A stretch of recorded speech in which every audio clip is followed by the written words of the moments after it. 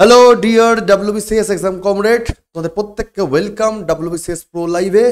আর আমরা art and কালচারের বিভিন্ন টপিকগুলোকে যেভাবে ইনডেপথ দেখছিলাম, তার আজকের টপিক সেটা হচ্ছে পার্টিকুলারলি হয়শালা এবং বিজয়নগর এই রাজবংশদের সময় ভারতবর্ষে তৎকালীন ভাস্কর্য শিল্প বা আর্ট অ্যান্ড কালচার কেমন ছিল।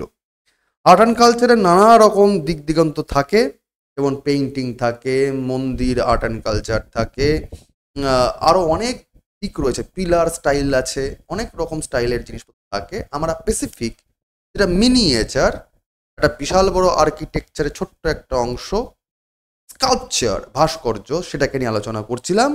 এবং প্রাচীন ভারতের যে সিরিজ চলছিল তার আজকে শেষতম ভাস্কর্য সিরিজ, ভাস্কর্য টপিক, যেটার এপিসোড হচ্ছে 8 নম্বর, যেখানে আলোচনা করব আমরা হয়শালার সময় এবং বিজয়নগরের সময় ভাস্কর্য শিল্প কেমন ছিল। অর্থাৎ এই ক্লাসটার পরেই কিন্তু আমরা চলে যাব পরবর্তীকালে মধ্যযুগের ভারতবর্ষে স্থাপত্য ভাস্কর্য, বিশেষ করে ভাস্কর্য শিল্পরীতি কীরকমভাবে চেঞ্জেস আসছে। সুতরাং আজকের ক্লাসটা কিন্তু একটা ট্রানজিশনাল ক্লাস, যেখানে আলোচনা করা হবে যে প্রাক ইতিহাসের যে জার্নি ভারতবর্ষ ভাস্কর্য শিল্পের ক্ষেত্রে, তার বিবর্তনটা মধ্যযুগে ঠিক আসার আগ দিয়ে কি কাণ্ড ঘটছিল। আমরা শুরু করব প্রথমেই হয়শালাদের সময় ভাস্কর্য শিল্পরীতি কেমন ছিল, এবং তারপর আমরা আসব বিজয়নগরের সময়কার স্কাল্পচারে। যদি আমরা প্রপারলি এখন হয়শালাদের সময়ে ঢুকে যাই, তাহলে বেশ কিছু হয়শালাদের সময়তে ভাস্কর্য বা স্থাপত্যতে বেশ কিছু শিল্প রীতি বা শিল্পের উপাদান দেখতে পাবো।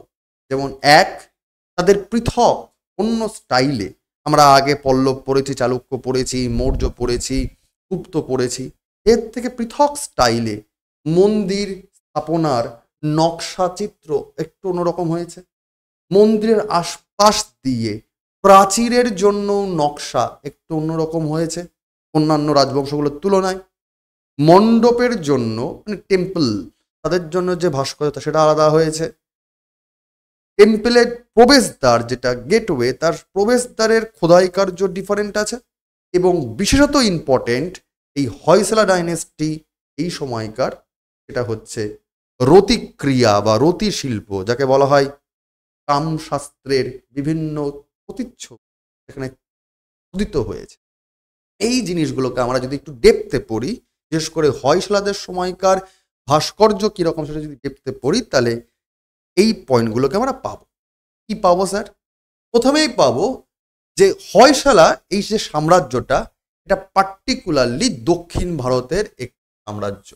বিশেষ করে দক্ষিণ ভারতের আজকের দিনের যে কর্ণাটক অঞ্চল, সেখানে একটি প্রাচীন কন্নড়ি রাজবংশ এটা, যার উত্থান হচ্ছে এবং যার সময়কাল হচ্ছে মোটামুটি 10 থেকে 14তম শতাব্দীর সময়, 10ম থেকে 14 শতাব্দীর সময় এর বিকাশের সময়কাল এই রাজবংশে।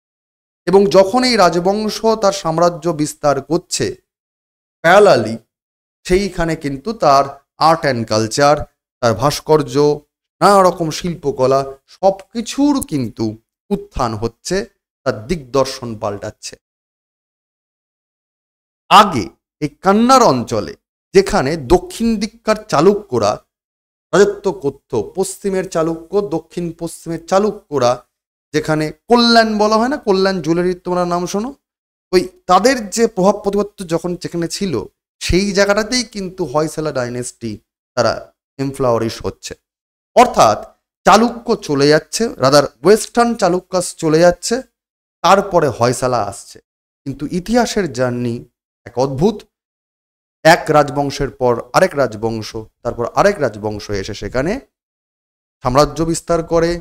সমাজ, অর্থনীতি, রাজনীতি যেমন পাল্টায়, তেমনই আর্ট অ্যান্ড কালচারের নিদর্শন পাল্টাচ্ছে, এবং সেটা কিন্তু ইতিহাসের সময়কালের নিরিখে তার চিহ্ন রেখে দিয়ে যাচ্ছে। একই রকমভাবে এখানেও ওয়েস্টার্ন যে কালচার, ওয়েস্টার্ন চালুক্য, বিশেষ করে চালুক্যদের যে কালচার, সেটা উঠে যাওয়ার পর সেখানে এম্পাওয়ার হচ্ছে হয়শালা ডাইনেস্টির সময়কার আর্ট অ্যান্ড কালচার। এবং তারপর যদি হয়শালা যখন চলে যাবে, তখন আবার এই বিজয়নগরদের যে ভাস্কর্য শিল্প তা আবার আরোপিত হয়ে যাচ্ছে এই সময়। বিজয়নগরে আমরা আসবো, বিজয়নগরটা সেম রিজিয়ানেই হয়েছে, বাট আমরা এখন আলোচ্য বিষয় সেটা হচ্ছে হয়সালাদের সময় জায়গাটা পড়াশোনা করব। আগে আমরা চালুক্যদেরটা পড়ে ফেলেছি। যারা যারা নতুন তারা কিন্তু অবশ্যই প্লেলিস্টে যাও, আর্ট অ্যান্ড কালচারের যে স্কাল্পচার পোর্শনটা তার পরপর ক্লাসগুলো দেখো, সেখানে কিন্তু তোমরা ডিটেল পেয়ে যাবে। তো আমরা যে বিষয়টা পড়ছিলাম হয়সালাদের সময়কার স্কাল্পচার, তো হয়সালাদের সময়কার আর্ট অ্যান্ড কালচার মূলত তাদের যে ইউনিক স্টাইল তার জন্য এরা মূলত বিখ্যাত। এবং সেখানে এদের ইউনিক স্টাইলটা কেন বিখ্যাত? কারণ তারা ভারতবর্ষের ভৌগোলিক দিক থেকে যে দুই ধরনের কালচার, উত্তর ভারতে ইন্দো আর্যদের যে প্রভাব এবং দক্ষিণ ভারতে দ্রাভিডিয়ান কালচারের যে প্রভাব, এই দুটোর মিশ্রণ এই কর্ণাটক রিজিয়নে দেখা যাচ্ছে হয়সালাদের সময়। অর্থাৎ এখানে এক ধরনের আর্টিস্টিক ফিউশন এসছে, ব্লেন্ড এসছে এই সময়। দ্রাভিডিয়ান কালচার এবং ইন্দো আরিয়ান ট্র্যাডিশনের একটা মিশ্রণ দেখা যাচ্ছে এই সময়। এই সময়ের মন্দির শিল্প একদম নিপুণ, একদম সূক্ষ্ম খোদাই করা কাজকর্মে একদম প্রস্ফুটিত ছিল। এমনকি যেমন একটা পাতার ওপর বিভিন্ন রকম শিরা উপশিরা একদম নিখুঁতভাবে জাল বিস্তার করে, তেমনভাবেই যদি দেখা যায় মন্দিরের একদম ওপর থেকে তলা অবধি প্রতিটা অংশে খুব সূক্ষ্ম নিপুণ খোদাই কর্ম কারুকার্য আছে। এমনকি মন্দিরের ছাদেও যদি ভেতর দিকে ঢোকো, মন্দিরের ছাদের যে দেয়াল সেখানেও খুব সূক্ষ্ম কারুকার্য করা আছে মণ্ডপের ছাদগুলোতে। The grand entrance too are embellished with finely detailed figures. যেখানে যেখানে প্রবেশদ্বার, মন্দিরের যে মেন গেট, সেখানে যখন তুমি ঢুকছো সেই প্রবেশদ্বারের যে বড় বড় যে স্থাপত্যগুলো রয়েছে সেখানেও তার গায়ে গায়ে সূক্ষ্ম কারুশিল্প খোদাই করা রয়েছে এবং ডিটেলিং রয়েছে সেই ফিগারগুলোতে। এটা তাদের একটা ইউনিক স্টাইলকে প্রমোট করে থাকে। তাদের কথা বলছি আমরা, হয়সালাদের সময় কথা বলছি। তোমরা দেখতে পাচ্ছ যে নোট কিন্তু বাংলা এবং ইংরেজি দুটো ভাষাতেই আছে, সুতরাং নোট নিয়ে চিন্তা করার দরকার নেই। ডেসক্রিপশন বক্সে দেখো টেলিগ্রাম গ্রুপের লিঙ্ক দেওয়া আছে, যদি তুমি নতুন হও তাহলে জয়েন করে যাও, নোট পেয়ে যাও আর ক্লাস রেগুলার বেসিসে কথা থাকো। যদি তুমি পুরনো হও তাহলে ভাই আস্তে আস্তে কিন্তু মক নেওয়া শুরু করব। নতুনদের জন্য বলে রাখছি, গ্রুপে অ্যাক্টিভ থাকো, জোরদার দিয়ে পড়াশোনা করো, কারণ মনে রাখবে সিভিল সার্ভিস মিন সিভিল সার্ভিস, সেই আঙ্গিকেই করতে হবে। চলো পরের পরে চলে আসি আমরা। যদি আজকে আমরা এই হয়সালাদের সময়কার বিভিন্ন মন্দিরের বা বিভিন্ন আর্ট অ্যান্ড কালচারের বিভিন্ন বৈশিষ্ট্য নিয়ে আলোচনা করে থাকি, তাহলে এই যে খুঁটিনাটি বৈশিষ্ট্যগুলো এতক্ষণ আলোচনা করতে দেখলাম, সেই জিনিসগুলোর খুব ভালোভাবে উদাহরণ দেওয়া যেতে পারে তিনটে জায়গাতে। এক, বেলুড়ে, দুই, হেল্লাবিরুতে, আর তিন, সোমনাথপুরাতে। এছাড়াও ওদ্দাগাড্ডা ভাল্লিতেও পাওয়া যায়। এইখানে বেশ কিছু একদম পৃথক স্তরের বেশ কিছু বৈশিষ্ট্য দেখতে পাওয়া যায়, পৃথক স্তরের বৈশিষ্ট্য যেটা অন্যান্য রাজবংশে দেখতে পাওয়া যায়নি। যেমন এই মন্দিরের প্রত্যেকটা গায়ে গায়ে বেশ কিছু মন্দিরের বিভিন্ন কোণে কিংবা কোনো বারান্দায় অলিন্দ বিভিন্ন জায়গায় কামশাস্ত্রের প্রতিচ্ছবি চিহ্ন পুরো প্রস্ফুটিত হয়ে রয়েছে, যাকে রতি শিল্প বলা হয়। Another distinctive characteristics of Hoysala sculpture is its use of erotic imagery. তোকে যদি পরীক্ষায় বলে যে which of the following dynasty have an culture uses of erotic imagery, answer হবে হয়সালা। এরকম খুব ডেপথে কোশ্চেন আসলে ইন ডেপথ আমরা এই জন্য অ্যানালিসিস করছি প্রতিটা সাবজেক্টে প্রতিটা topic. Many corners and niches of the temple walls, প্রতিটা দেয়ালের যে অলিন্দগুলো, প্রতিটা বারান্দাগুলো, তার যে পিলারগুলো, সেখানে সূক্ষ্ম করে they are filled with such artistic expression. খুব সূক্ষ্ম নিপুণ ভারতবর্ষের প্রাচীন কামশাস্ত্রের বিভিন্ন রকম রতিশিল্প কথা কিন্তু সেখানে উল্লেখিত আছে। কারণটা কি? কারণ হচ্ছে প্রায়শই সেই সময় রাজবংশগুলো চেঞ্জ হচ্ছে, ধ্বংস হচ্ছে, সমাজে তখন সুস্থিত জনজীবন হওয়ার দরকার। দেশে জনসংখ্যা বৃদ্ধি হওয়ার দরকার, সংসারে শান্তি রাখার দরকার ছিল। সেই কারণেই কাম, মোহ, মায়া এই তো সংসার বা প্রকৃতিকে সুস্থ রাখে, জীবনের সঞ্চার করে, সেই নিরিখে এখানে বার্তালাপ দেওয়া হতো। কোনো রাজা তো আর বলবে না চলো শুরু করো, দেশের সংখ্যা বাড়াও, এরকম তো বলতে পারবে না। তারা এই ধরনের চিহ্নের মাধ্যমে তারা বোঝাতো যে দেশটাকে শক্তিশালী করো, বৃহত্তর করো, জনসংখ্যা বাড়াতে হবে, এইগুলো প্রতিচ্ছবিত আসতো। আমরা যদি এর পর যে হয়সলা ডাইনেস্টি শেষ হয়ে আসছে এবং তারপর আসছে বিজয়নগর সাম্রাজ্য। বিজয়নগর সাম্রাজ্য উত্থানও হচ্ছে মোটামুটি তার পরবর্তীকালে, ত্রয়োদশ শতাব্দীর সময়ের উত্থান হচ্ছে, কিন্তু মধ্যযুগে ইসলামিক আক্রমণের মারফত তারও আবার ঘা পড়ছে, চোট আসছে, সাম্রাজ্য ধীরে ধীরে অবক্ষয় হয়ে যাবে। কিন্তু এই যে ট্রানজিশনাল পিরিয়ড, মূলত প্রাক ভারতবর্ষের যে প্রাচীন ইতিহাস, সেই সময়কার ট্রানজিশন থেকে যখন মধ্যযুগের ইতিহাসে ট্রান্সফর্ম হচ্ছে, যার গল্প আমরা পড়ে থাকি বিজয়নগরের ইতিহাসে, তার যদি পার্টিকুলার স্কাল্পচার বা ভাস্কর্য শিল্পের নিদর্শনগুলো দেখি, বৈশিষ্ট্যগুলো দেখি, তাহলে বেশ কিছু বৈশিষ্ট্য দেখতে পাবো। কি দেখতে পাবো?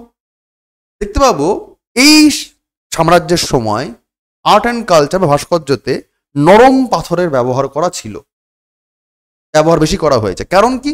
নরম পাথরের ওপর খোদাই করা অনেক সহজ বিষয় ছিল। দুই, যদি নরম পাথর ব্যবহার করা না হতো তাহলে প্লাস্টার প্যারিসের মতো যেগুলো উজ্জ্বল রং, যাতে খুব বেশি করে ব্রাইট দেখাবে, তার জাঁকজমক দেখাবে, সেই জায়গাটা কিন্তু প্রস্ফুটিত হয়েছে। অর্থাৎ লাইফ, জীবনকে আরো বেশি করে আরো জোর জবস্তি করা হয়েছে। মানে উৎসবে আলোড়নে যেমন তোমার খুব মন খারাপ, কিন্তু মন খারাপ হতে দেবে না, তুমি এত ব্যস্ত করে দেবে তোমাকে। প্রতিদিনই মেলা, প্রতিদিনই উৎসব, প্রতিদিনই কোনো না কোনো কিছু এঙ্গেজমেন্ট থাকবে। তারই প্রতিচ্ছবি আসছে ধীরে ধীরে। সমাজ কিন্তু পাল্টাচ্ছেও, কারণ ইতিহাস তাই বলছে, মধ্যযুগ আসছে, তাই না?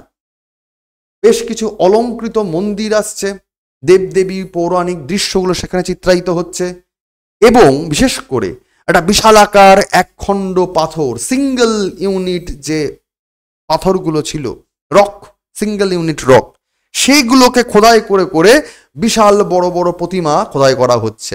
এইটা মানে একটা সিঙ্গেল পাথর কেটে বড় বড় প্রতিমা করা, কিংবা নরম পাথর কেটে খোদাই করা, কিংবা প্লাস্টার অফ প্যারিসের উচ্চ রং, উজ্জ্বল রঙের ব্যবহার করা, এইগুলো হচ্ছে বিজয়নগর এই ভাস্কর্য শিল্পের মূল বৈশিষ্ট্য। যদি আমরা এগুলোর ওপর একটু আলোকপাত করার চেষ্টা করি ডিটেইলে, তাহলে কি দেখব?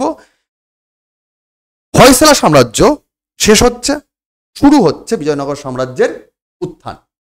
এটাও দাক্ষিণাত্যের মালভূমি অঞ্চলেই দক্ষিণ ভারতে গুরুত্বপূর্ণ রাজবংশ, যার সূত্রপাত হচ্ছে 1300 সেঞ্চুরির সময়, এবং 1300 থেকে প্রায় 300 বছরের বেশি, প্রায় 1646 সাল পর্যন্ত এদের অবস্থান ছিল। যদিও তাদের ইনফ্লুয়েন্স আস্তে আস্তে কমছে দাক্ষিণাত্যে, যখন দক্ষিণী সুলতানেট বা সুলতানি আক্রমণ হচ্ছে, ইসলামিক আক্রমণ হচ্ছে 1565 সাল নাগাদ। বুঝতেই পারছো, 1565 সাল দাক্ষিণাত্যের সুলতানদের যখন হচ্ছে, তার মানে তখন অলরেডি 1500 সাল মানে মুঘলরা ঢুকে পড়ছে। দাক্ষিণাত্যের যে ইসলামিক যে প্রভাব, অলরেডি তখন উত্তর ভারতে কিন্তু ইসলাম চলেই আসছে। বুঝতেই পারছো তোমরা 1200-র দিকে, কারণ ওই যে ইখতিয়ারউদ্দিন বখতিয়ার খলজি অ্যাটাক করছে, কুতুবুদ্দিন আইবক চলে আসছে, সুলতানি সাম্রাজ্য পড়ছে, মানে দক্ষিণ ভারতে তো ঢুকছে অনেকটা পরে।